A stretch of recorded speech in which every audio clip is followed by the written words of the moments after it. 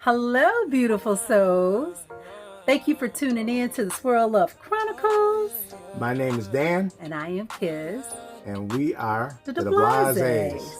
On today's episode, we are going to be talking about Kiz and mine's universal love language. What it means to us, what it actually, the definition of it, and how much it has impacted us throughout these years. See you in a minute. Kizzy-licious Global.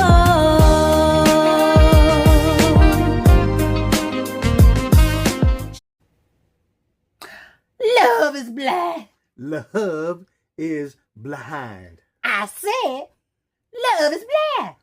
Amor is blind. I no see. What happened through my eyes? I can no see. Where's love? What is love? And what does it mean? Well, what is love? A universal love, by definition. Let's see what it says. Universal love, often described as expansive, inclusive concept, is the idea of extending love to all beings, regardless of their background, their beliefs, or personal connection to the individual. It is frequently interpreted as a profound sense of unity, recognizing shared human or cosmic experience, something like what we had going on. Out of body experience. That transcends supernatural, superficial differences. Let's talk about it. Okay, Dan. So, my dad said love is blind when we got married. That he did. He did. Is it? Let's talk about it. Yeah, is it? That's the question. And us being a Swirl Love couple, that really says that love is blind. We, almost in these 17 years, are a definition of that, no? Yeah, yeah. Right? We came from two different backgrounds, two different beliefs. Yes. We was raised from totally different spectrums, and somehow the cosmics, the angels, God, the spirits brought us together. They aligned us. So let's talk about how our universal love started. It started from the chat line. That it did. Now remember, this is the 2009 version. We don't know what came before. I don't. We don't really pay attention to what came after. We heard a lot of bad stories we've heard from people with these apps and what people having all these crazy profiles, all that stuff. But when swipe left, Tinder apps, swipe right, catfishing. Pretty much. That's what it comes down to. Is you what you say you are? Look, we seen it all on the internet. We did. We see how people meet people catfishing people. They got a picture looking good, and then they meet them in person. They be like, "What?" They're gonna be like, "Who is you?" Right?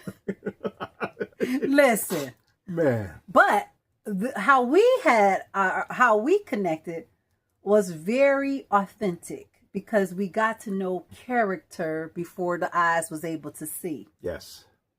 We didn't have a profile picture.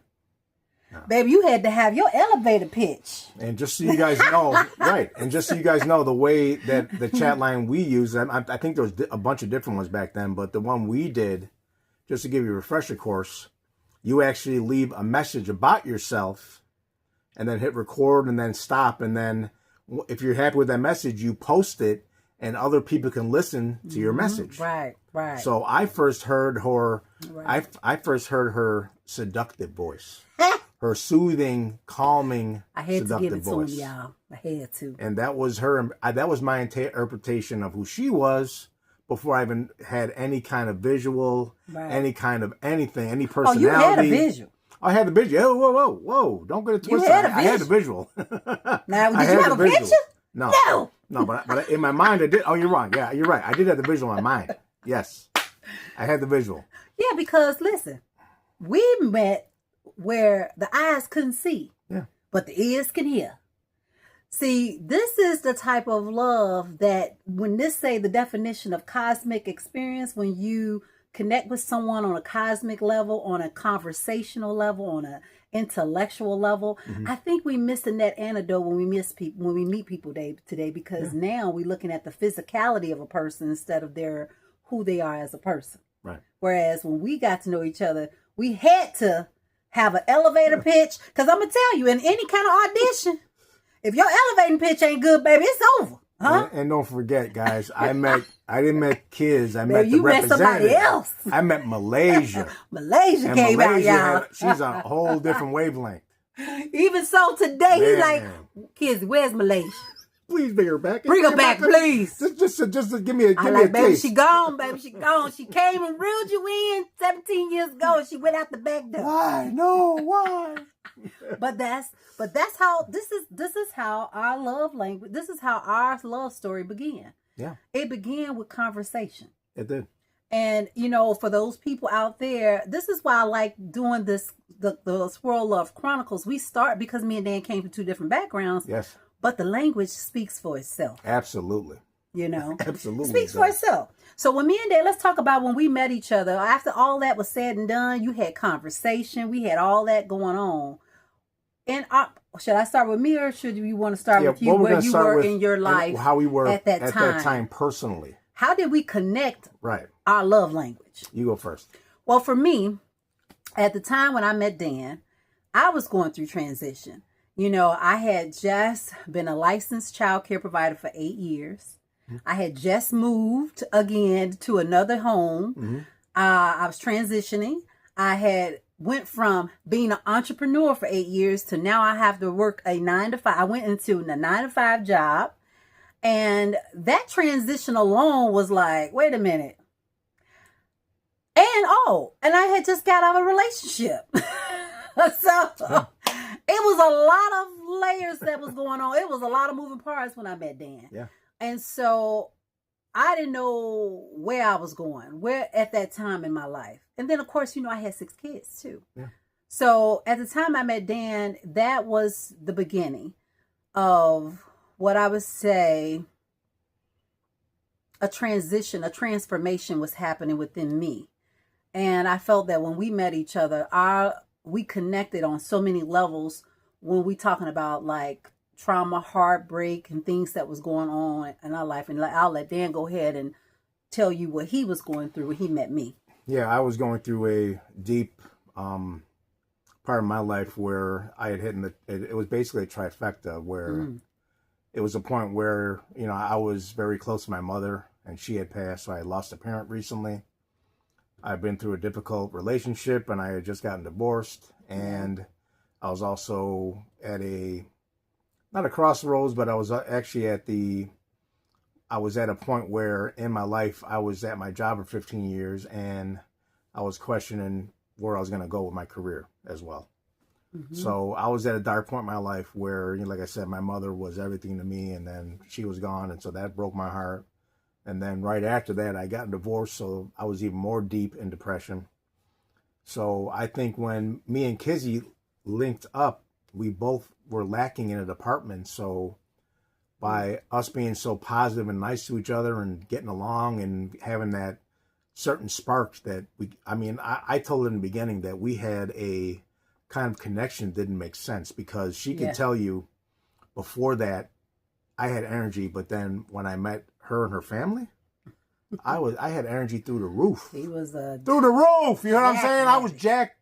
But the crazy part is it was all natural high. I wasn't on any kind of supplements or any almost thought now. nothing. But she's probably thinking, is this dude on something? But no, I was just naturally high because I felt great being around her, and he is so high. I was just so happy. I was just so happy. And I wasn't used to that. I was a giver. I was not used to that. I always brought gifts when I came in. I brought movies. I brought the kids cologne. I brought her flowers. I brought her everything. You name it. And then, I say, let's go. Where are we going today? Let's go out. Let's go adventure. Baby. Let's go downtown. Because the crazy part is when I met her, she was living in a part of the city where literally across the street was the train that took you straight downtown in 15 minutes. Yeah. So even in the car, we were maybe 20, 30 minutes. But in that train, you were downtown. So we would go to Navy Pier. We would go to Wicker Park. We go to all the parks. We go all the neighborhoods. We go out to all the restaurants. Sometimes we go alone. Sometimes we had a kid with us. But that's how we started our relationship. And then we started to learn our universal love language as well. Yeah. Because I think both of us were lacking in that department when we met. We didn't have that love and attention that both of us were in need of. So we filled that void of what we needed. And I think because of that, we were better people because of it. And it brought the best out of me. and it brought the best out of her as well. So I think, and that way we gelled. Like when the fingers come on and you're like that. That's how we felt. It was like cosmic feeling. I'm like, wait a minute.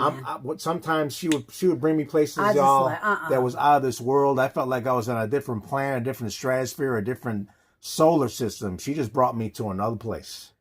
And it just brought me to a high. I'm like, I cannot let this go.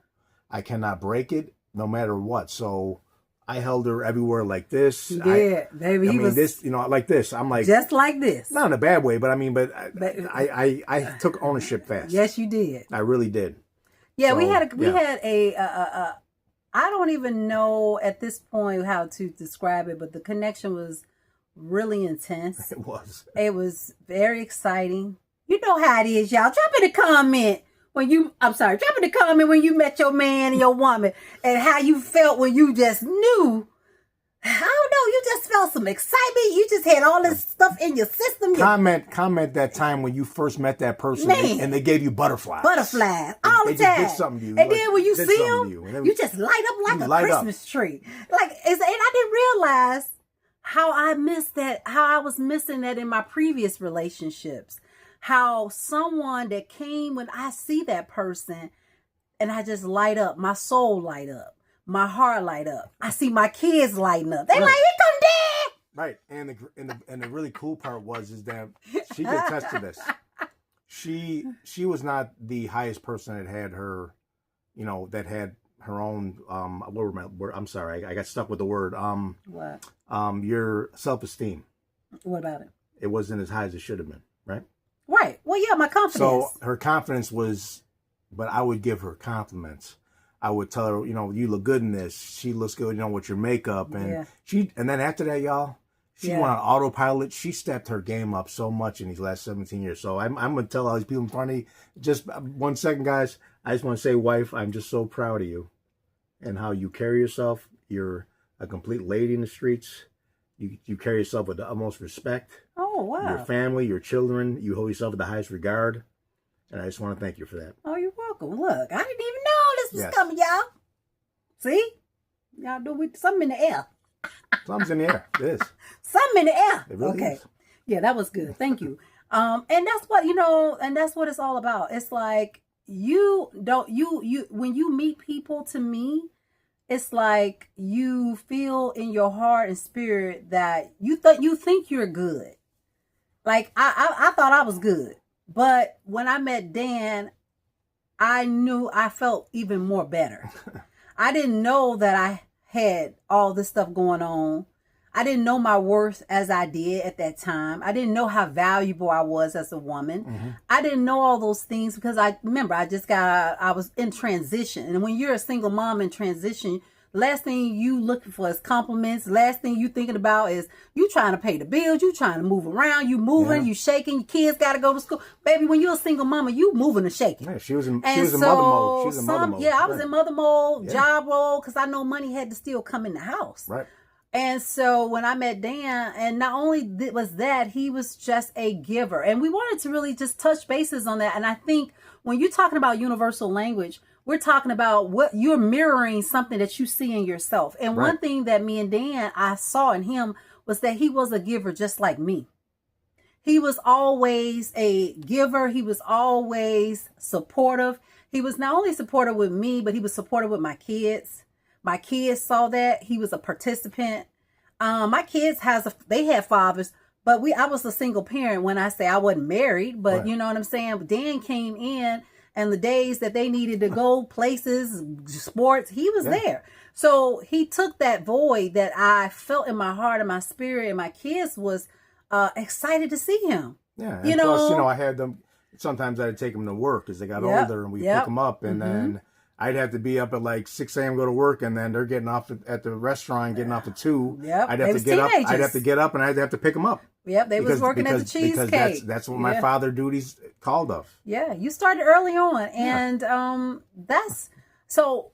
One of the things that we want to really touch bases, because we don't want this video to be too long, but we want to touch bases of when God bring people in your life, but also when He bless you. And that's a reflection of the growth of our marriage. The growth of our through marriage. God. Mm-hmm. And then when all the giving, and in return, you get blessed as well. You get blessed. You get blessed for sure. Because me and Dan has been such givers in our lives. Sometimes when you're a giver, a lot of people take advantage of givers. Yeah, they take your kindness for weakness. They take your stuff kindness like that, for weakness, and right. they don't Fully hold your appreciate it. value Right. until you take that away. Yes. When you take things away and you no longer are giving as giving because you're not they're not reciprocating towards you. They're just taking. Right. God told us throughout our marriage that we are in receiving mode. And because she has said that on more than one occasion. I did. I was like, God told me I'm in receiving mode. Maybe I could be wrong. Maybe at or around or right after COVID, she started having that in her like in the 2022. Yeah, like right in the cusp. 2022, like 2023, right when we first started showing our business shown. Definitely. God was telling me then that you are in receiving mode. We are in receiving mode. And let me tell you, when he told me that, guess what happened? We started a business. And the business took off quickly because it was just a dream. Yeah. That's another dream that I had. And then when I told my husband, Dan, I was like, Dan, God said we in receiving mode. Ain't no Christmas going on this year. We getting all the Christmas. Right. God told me, I'm telling you. And guess what happened? When we stopped giving, not saying it's bad to give, but we gave a lot. And we never received anything. But God gave it to us. Now, the thing is, though, we gave from the heart, though. We gave from the heart. We didn't ask for nothing. We didn't give just to say we gave or to try to talk. No, we never did that. We didn't boast about nothing. No boasting. But God planted that in my ear. And guess what happened? Tell me what started happening then when God was playing, saying, you're in receiving mode. Start opening your hands up. We started getting random checks in the mail. Checks in the mail. I said, Lord, thank you. We started getting random deposits on certain accounts. I was like. And then the craziest part is, no, actually, I'm sorry, this is about COVID, but it was probably before. But when we were actually on receive mode, that was after. But in 2019, 2020-ish, we were coming out of on a personal thing, hardship with our finances. We were getting back on track. Yep. And then we had been driving around because we were manifesting. We were manifesting and fancying Indiana. Yeah, yeah. Now, we first did that when we moved to the south suburbs. Yeah. What was that, like 2014? 2014. Mm-hmm. We were in the south suburbs, and we discovered Dyer, Indiana. And then we started going to Dyer, and then we went further out and further south. And Maryville. All the areas, and we was like, we like this. We're going to live here one day. We kept saying it. And we manifested it, because here's the crazy part that we happened. were saying it, like, every time we go. This house we're in right now. This house right here. This house we're in. This is the house we're in. We're in my man cave in the basement right now, but this house. We had no pre-approval level. Nothing. We're gonna say, you know what we're gonna do, kids? We're gonna get a house. We didn't do none of that. All this stuff was manifested. Came out of the blue. We saw the house. We saw the house dropped in my email. Yeah, it did. And then she had all the red fins and all the, So we said, let's just go and see. We never been here before. We never been in the city. Right, so we let's go see. And then we pulled up, had a little for sale sign in the yard. Mm-hmm. Yeah. And we called the number. We called it. Man and the salesperson said, it's off the market. It's off the market. Officers are in. But then we had our own personal guy, Indiana. Yeah. We had an Indiana realtor that we had personally. That we was manifesting years before. Right. We got his information. But we still had him on the back burner. We had him on the back burner in my phone. Yeah, and then she called him, and he's like, hey, Kurt, is this still available? He goes, what's the address? Let me check it. And then he goes, what do you say? He said, Kizzy, it's no offers on this property. It's still available. It's available. So then, I'm doing my Sherlock now, thing. That was on a Sunday. Right, and I'm doing my Sherlock thing, so I'm looking, I'm going to the front window, going around. Y'all. I look like a stalker. Right I was in the front looking through the inside. I'm like, I'm like, call the realtor. We won't be looking at people's houses. Call the realtor tomorrow. I want to go see it. So but that's not what happened. Kirk asked us over the phone. He's like, do y'all have a pre-approval letter? We're like, what? What is that? We ain't got no pre-approval or nothing. Right. He was like, well, how y'all gonna see? I said, we talk about, can I see the house? Can we see this house? After he told me, like, baby, you're gonna have to have a pre-approval letter. Pre-approved first. We looking at each other like, what? He was like, let me connect you to our loan officer so she can see if you qualify, and then we can see if you can see this house. Yeah, and actually, and that was it. The crazy part is too, y'all. She did this on her day off. It was a Sunday. It was a Sunday. She checked us out, and by that next morning, we got a pre-approval, and we got approval above and beyond what this house was worth. But we didn't do it. We didn't do it. So we went. No. We came and saw the house. Make a long story short, we came and saw the house, made an offer. And then we went to see a second house that was bigger, and she liked this house. Oh my God, I love. And then while we're looking at it, we're with the same realtor girl.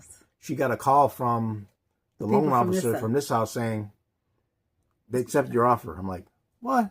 I'm like, what?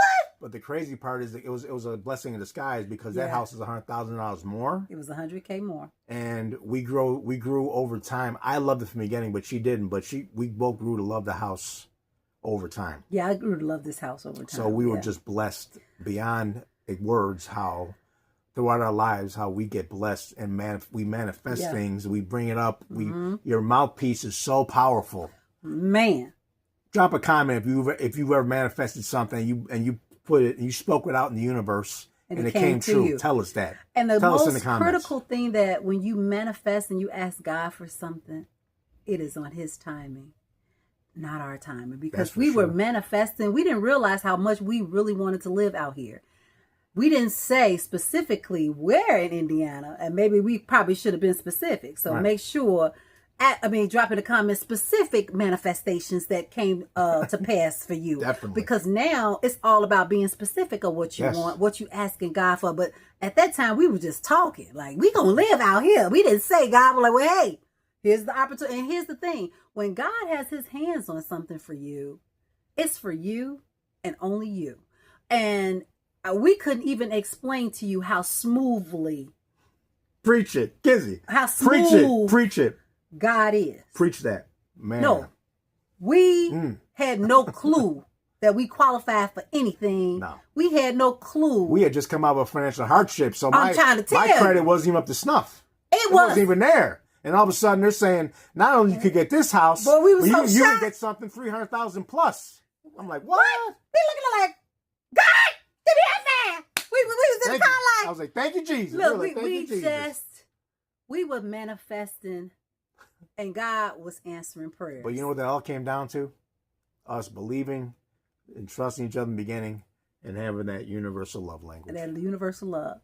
So, we just want to tell you, keep having love for your fellow person, fellow man. Yes. Because as I tell my daughters, there's no color. No. There's only love. There is.